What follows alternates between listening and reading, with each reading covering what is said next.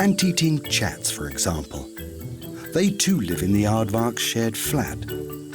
Just like the little bee-eater, they build their own apartments into the walls of the burrow. However, the bird and the Aardvark also come together outside their shared flat. This ant-eating chat is looking for a specific termite mound. And this is whom it has to follow.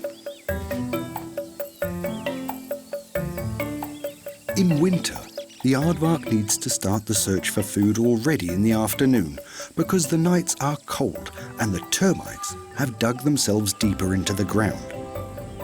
From the outside, the insects can now barely be seen, a problem for the ant-eating chat. Fortunately, there is the Aardvark. It leaves the termite mounds completely destroyed, a culinary feast, not only for the ant-eating chat,